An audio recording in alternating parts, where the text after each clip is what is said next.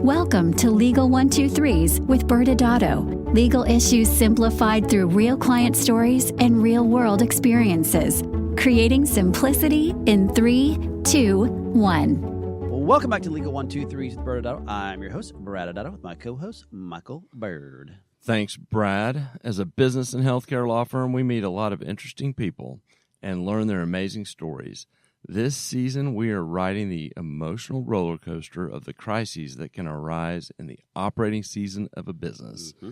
Our theme this season is running a business. Yeah, Michael, for those who don't know, running a business is just one of the several seasons of running of a business. What are the other ones? The 4 seasons are the building season, which is starting a business, the operating season, the running a business, the scaling season, growing a business, and then the buying and selling season. Perfect. Michael, before we get started with today's show, I wanted to ask you a very important question, and you cannot lie.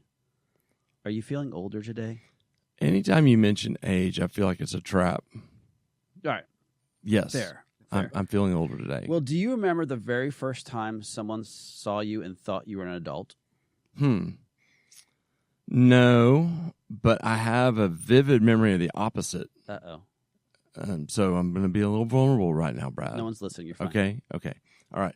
I was in 8th grade and had not gone through puberty yet. That's twice that we've used that in recordings.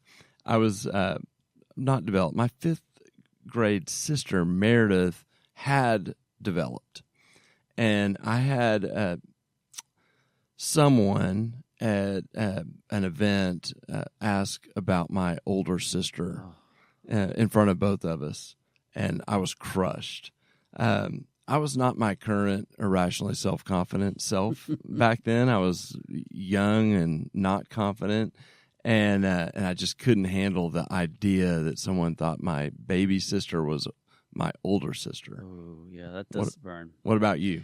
Yeah, I can actually remember the first time someone thought I was an adult. I had graduated from law school. I was working as an attorney, but still didn't really consider myself an adult.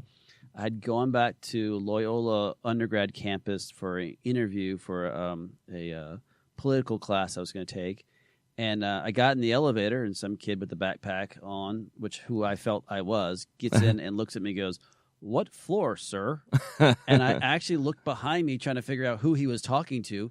It was only me and he on the elevator. So apparently that day I became an adult, which is, as you know, with our 13-year-old boy brains, that doesn't seem right. Yeah, and now that you say that, I do have a memory of the first time one of my kids' friends called me Mr. Byrd, and I was looking over my shoulder for my dad.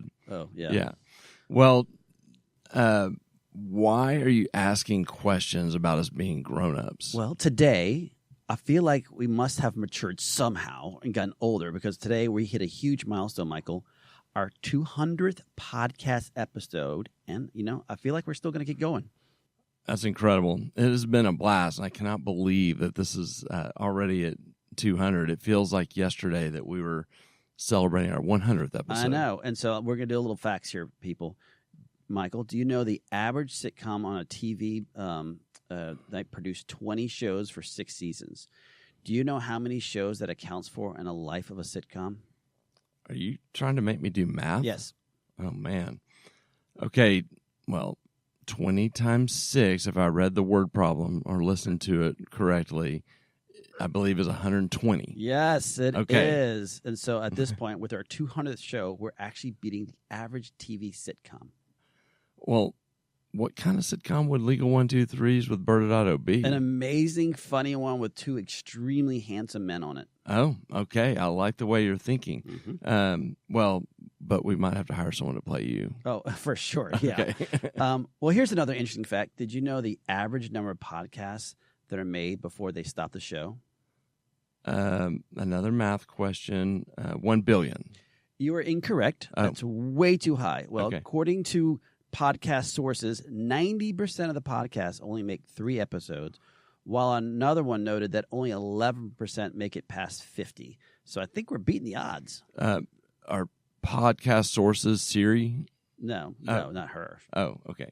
But so you're saying there's a chance? Yes. We're crushing it. And well, for our listening audience not watching us on our YouTube channel, in honor of our 200th show, Michael and I got all gussied up with our bow ties and our black jackets and these giant 200 balloons behind us. So it was a really atmosphere happening here in the studio. And, maybe we should open a bottle of champagne to celebrate our 200th show. I actually think that would be a bad idea. I don't think we need any liquid enhancements. We can barely stay between the line as it is. Fair point. I guess I'll keep drinking my hot tea over here. Using air quotes, I see. Well, normally, I get all mushy and start talking about our favorite shows or about an amazing audience that provides us this great feedback. But not today, Michael, because on today's show with the Legal 123s of ByrdAdatto, the architect, the godfather, the inspiration, or other synonyms that I didn't feel like looking up, of our show is here. I think we need to bring him on. Today, joining us for the third time, is our friend Tim Sawyer. Mm-hmm. Tim is the former host of the podcast True to Form. Tim was founder and president of Crystal Clear. It was a software marketing and consulting company that he sold in January of 2021. And Crystal Clear was not Tim's first rodeo. No. Tim is a two-time Inc. 100 entrepreneur. He's had PE exits at a combined valuation of $90 million, and that was my last count. Yes. And he is currently CEO of Spark Money IQ, business advisor and investor in Regen Max, and a partner in True Mail Medical. And very importantly, as you alluded to, pushed us to start this podcast. He did. Tim, welcome to the show. You guys are freaking hysterical. I'm going to be honest with you.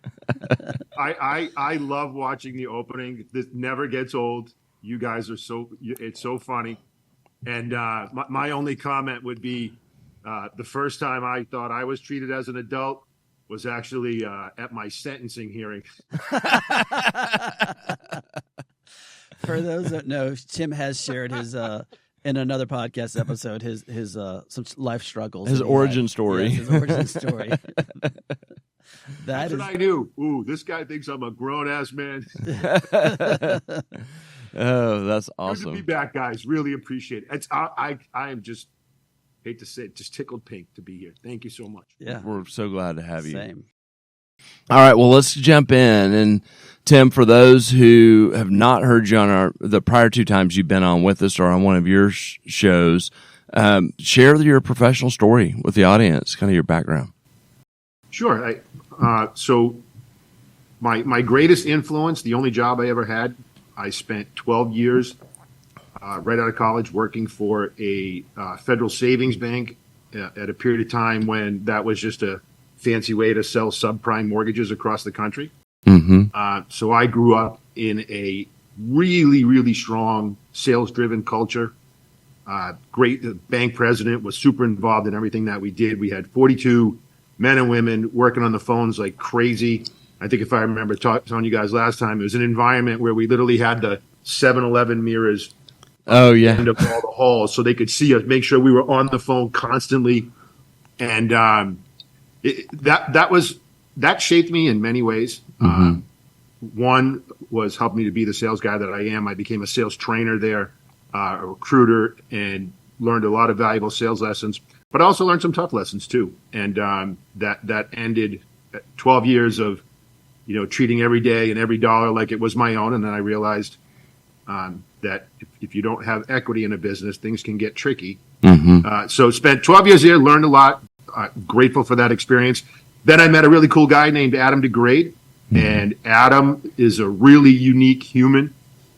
He started his first company, a digital marketing company, under the Find, Sell, Keep, what I now call the Find, Sell, Keep umbrella. Mm-hmm. And really early on in digital marketing, when websites were a brand new thing, 1997, 1998, he built that company to a valuation of over $200 million.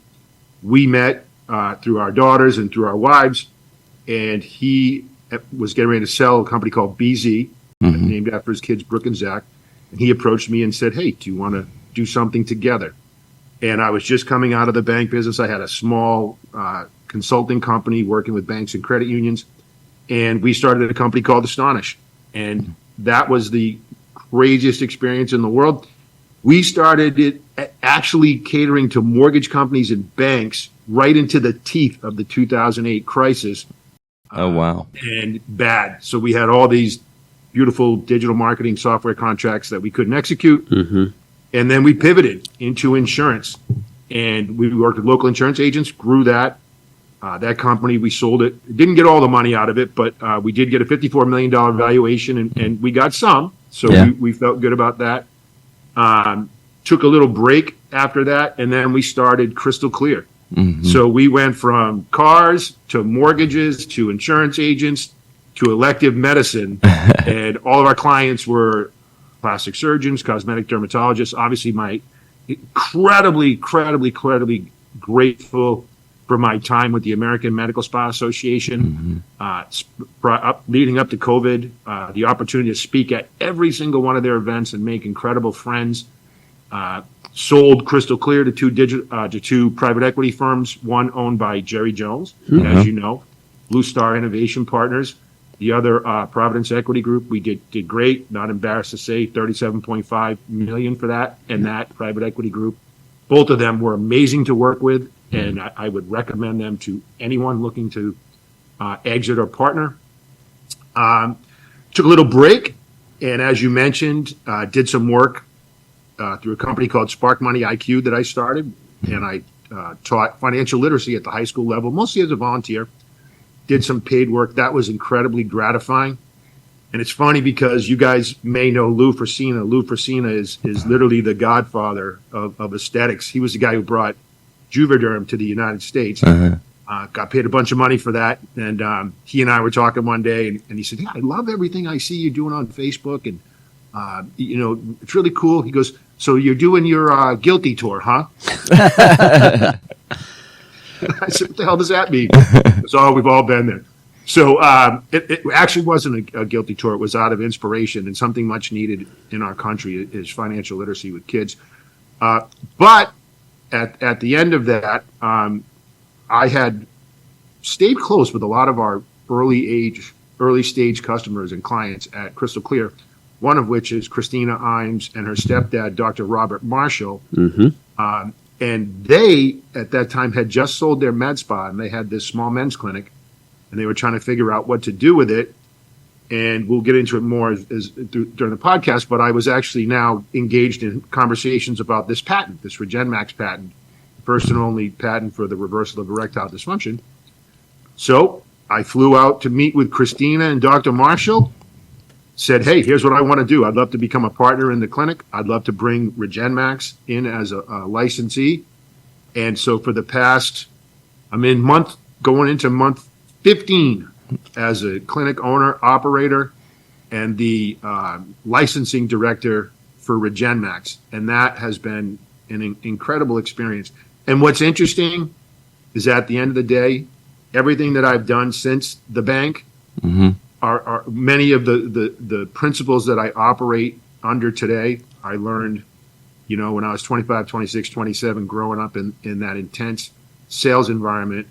And so all the companies that we've been involved in, number one, we want to make sure that we're doing good for the world, doing good for our clients, and they have strong sales and marketing cultures. I get that. And I'm never giving up on that, and I'm unabashedly never apologizing for building strong sales and marketing cultures. And congratulations to you guys on 200. You deserve it, and your audience, I'm sure, is appreciative. So that's really cool. Well, that's awesome. And what a cool story going from, all the way from where you were from the banking to all the different industries you hit. And then obviously your passion for helping others with the Spark Money IQ. And now, it really, and for our audience members, maybe we can double click and go a little further into what is True Male Medical. What does that do? So True Male Medical, it's a men's health and wellness clinic. It's got a focus on erectile dysfunction. So erectile dysfunction is a huge issue in the country, in the world right now, quite frankly. And there's recent studies that show after we hit 60, it affects at some level of severity 1 to 5 as many as every other guy. And so True Male Medical focuses both on what I call the disease side, which is erectile dysfunction, but then also on the wellness side. So there's been an explosion in the demand for BHRT or bioidentical hormone replacement therapy, pelleting, Yeah. hormones, testosterone therapies. Of course, we wouldn't be doing our job if we're as elective medical folks not providing this incredible group of weight loss drugs, tirzepatide and semaglutide. We've got a real robust program for that, not just the drugs themselves, but also for living a healthy life, making better lifestyle choices. Personally, you guys may not have noticed, I'm down 40 pounds. Congrats. Our own cooking at True Mail. Yeah. And Dr. Robert Marshall is an absolute animal. He's 76 years old. He looks like he's 50. He still competes in bodybuilding, and he's been an absolute inspiration to me. And so, our constituents are 40 to actually now 90. We just had a guy come in the clinic, found us, 87 years old. Wow. Going into the RegenMax protocol. Really, really cool guy. So that's been a blessing. Very different than being on the vendor side of this equation. But it's been awesome. So now what we're doing through True Mail and RegenMax is we're out. We've perfected it in terms of the protocol itself. It's the only globally patented protocol for the reversal of ED with a 97.2% efficacy rate. Wow. And now we're licensing that to other clinics. So I'm wearing both hats. I'm a clinic operator, and I'm a guy trying to help other clinics get the same result. And so it's been fascinating. And I miss aesthetics. I have to be honest with you. That was a wonderful journey, and some of the coolest people in the world that I met. And it's still amazing to me how 4 years after the sale, I get customer service calls for Patient Now. If I can upload their database, I'm like, these people don't even know my name. That's funny. But Patient Now has gone on to do great. I mean, they've done amazing things, and they're still kicking butt. And so, yeah. And for our audience members tracking, Patient Now is what Crystal Clear became. Go ahead. They bought Patient Now, Crystal Clear, RX Photo, put them all together. And they're kicking butt right now. Yeah. It's been great. It's cool to watch, and it's cool that I don't have to freaking chase any of these people around the country trying to get them to sign contracts. So that's amazing. Well, I pimp myself out 42 weekends a year hanging out with you guys. Yeah, no doubt. Well, first I have to applaud you for, Brad and I very well, that you would trust us to have the maturity to listen to you talk about your current business without breaking out into 13-year-old boys. Although, like I said, guys. Yes. Yes. Hard, easy. Yes. For our audience members who are not watching us on YouTube, Tim has decided to wear a shirt that says that. So it's definitely, if you have not watched the show, fast forward to about the 17-minute mark, and you'll see Tim in his glorious shirt. And I did notice you didn't. Ask my wife about how comfortable that is when I wear this to when we go out to nice dinners in Newport. Great conversation starter. Yeah, I bet. As you know, it's stiff competition. It's hard business. Oh, you're gonna get us going now. Tell me how many locations do y'all have now on True Mail Medical, and kind of what's your vision there?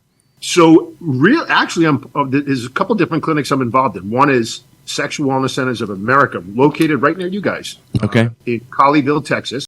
Mm-hmm. Yeah. Colleyville, we had two locations there in Colleyville and Frisco, and that's where we did most of the clinical trial. Okay. So we've got a clinic there, fully up and running, functioning. That's doing great. We have True Mail in Oak Brook, Illinois. We're actually moving into a bigger location. Nice. 14 months into it. Psyched about that. And then we just opened a new second location in Delavan, Wisconsin. Delavan is just outside of Lake Geneva and not too far from Milwaukee. And we actually partnering with a really cool med spa locally on some of the wellness stuff. And so our goal, our intention is to open up. I'd love to open up a clinic here in my home state of Rhode Island, looking at locations in Providence. And, it's tricky. I don't know that I'd love to get 100 clinics going. I'd like to get 5, 6 really good ones. And this business is, it's bioscience, right? Mm-hmm. And we're meeting men at a very vulnerable place. We actually treat women as well in the Texas locations, but we're meeting men at a very vulnerable place, and we take that very seriously. And so we don't want to stretch ourselves too thin, right? We want to make sure that number one is, you guys know, compliance is really important, and efficacy. We want to make sure that we're getting great medical results for our clients, our patients. And so that's kind of where I see this going.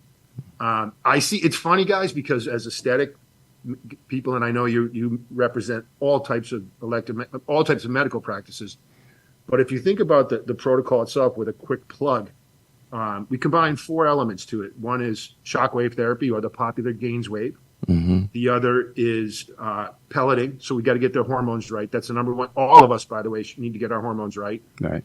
And then our big breakthrough is my business partner was the first guy, Jeff Newsiard, to figure out how to transfer heat from the exterior to the interior and then regenerate collagen. Yeah. That was the big breakthrough. So between and in aesthetics, everything ends up being fixed by a laser. Right? And the fact that this guy figured out how to regenerate collagen and then did this amazing clinical trial. And then when you add to that a biologic, so a lot of you've heard of the P shot or the O shot. Yeah. In our business, it's really exciting. We're actually using exosomes and cytokines and combining that with shockwave and BHRT and the laser to get an incredible result. And so when you think about, first of all, the fact that you guys are talking to me, my background, and then I'm talking to you about running a medical clinic, if that doesn't scare you. Well, that's a perfect segue. I had a question on that. For a long time, you were on the outside looking in. You were a vendor, obviously working with aesthetic and wellness clinics. Now that you've switched over and you're inside the actual, you are the client that you used to work with, what was the biggest surprise that you learned, besides all these fancy terms you're throwing at us? So, and I apologize for the vernacular, but I'm showing my medical chops. Yeah, right? No, I love it. Teaching myself as I go. So the biggest thing that I probably underestimated, given the thousands of hours I spent behind the podium preaching to people on how to run a successful business and scale it and all the principles that you need, is how important the people are. I really underestimated how the challenge to get good people, the challenge to train these people, the challenge to inspire and motivate these people, and then our team. And I want to kill the word staff. I want to kill off the word staff. I never want to hear staff again. They're team members, and they're important.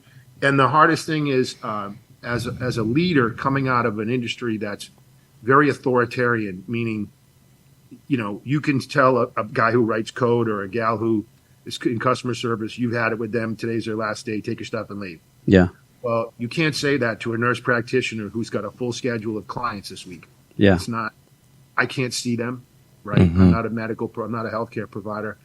And so that relationship between leadership, team members, it's got to be really symbiotic. And so fostering a culture is so strong. And getting people to believe in what you're doing, that's really that's the magic that I underestimated, and the amount of training that has to go, because these people, and they're awesome, amazing people. They have hearts to serve, but they're not salespeople. They're not retail people. They were never trained that way, and so just to get frustrated because we used to talk about listening to phone calls, right? I listen to every single inbound phone call that comes into my clinic. I don't listen to the whole thing, but I definitely click on every one of them. And we look at all of those as teachable moments. And we have a culture that our team knows, hey, if I shoot you a note and say, hey, can we go over this? It's not insulting. It's not offensive. It's not attacking you. It's saying, hey, how could we have done this better? And fostering that culture so that people want to learn. And what's interesting is, once you get to that point, and our team knows Tim's going to listen to every phone call. He's crazy about it. They want to get better, and they want more accountability. And then if you combine that with the right rewards programs, legally compliant incentive and rewards program, then magic happens. Right? Because I can't will an organization to success without buy-in from the team. And that was the most humbling thing for me. Was I'm really I'm dependent on them, and I hope they're dependent on me. It's fascinating to hear.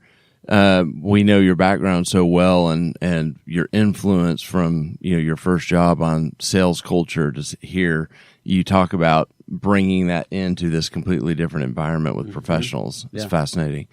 Mission critical. Yeah. Well, we're almost out of time, Tim. But one of the things I was curious is, you gave us this great idea of starting our podcast, which we obviously celebrating our 200th right now. Do you have any good ideas that we need to know about next that you need to tell Michael and I to start doing? First of all, I tip my hat off to you guys. I've been watching from afar, and it just blows me away that you guys have been able to get the level of success that you have. And I can tell you put, so first of all, the preparation that you guys put into this, and I heard the statistics about the number that go past 3 episodes. I 100% believe that. Although he wouldn't be beyond making up some stats for, but he didn't let a good crisis go to waste. No, but I mean that you guys have done a really good job. And preparation, guest selection, you've got a great team member that makes sure that you're doing all the things correctly, right? And you're doing them with frequency, consistency, dedication to it, and always, continue to just improve your craft, right? Yeah. And the fact that you're speaking to your audiences, listening, you never want to get away from that.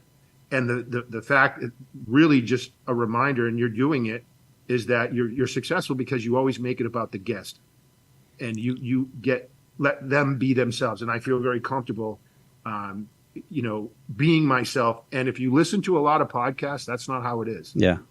It's self-promotion. So the people who are doing the podcast, it's all about them. So I would just, my encouragement is to keep doing what you're doing, stay true to the original principles that you used to start it, and keep having me on as a guest and letting me promote shit. Yeah, love it. Appreciate the feedback. I can't believe always the time flies when we're together. We're have hit our time. So what we'll do is we'll say goodbye. We'll go into commercial, and then we can do a little quick legal wrap up when we come back. Thank you. Amen. You guys are awesome. Thank you so much. Good luck. Congratulations. And I appreciate the opportunity to spend some time with you. It's always a blessing. Awesome. Thanks, guys. All right, Tim. Many business owners use legal counsel as a last resort rather than as a proactive tool that can further their success. Why? For most, it's the fear of unknown legal costs. ByrdAdatto's Access Plus program makes it possible for you to get the ongoing legal assistance you need for one predictable monthly fee. That gives you unlimited phone and email access to the legal team, so you can receive feedback on legal concerns as they arise. Access Plus, a smarter, simpler way to access legal services. Find out more. Visit ByrdAdatto.com today. Welcome back to Legal 123 with ByrdAdatto. I'm your host, ByrdAdatto, with my co-host, Michael Byrd. Now, Michael, this season, our theme is running a business. And we had an incredible guest on just now with Tim really talking about his journey from being an outside vendor to actually running his own business. But what I thought was fascinating is this season is running a business, but he's already talking about the next season, which is now scaling that business, and maybe some takeaways you had. Yeah, and it's kind of perfect as we conclude our podcast season and get ready to jump into our next podcast season. It's a great transition.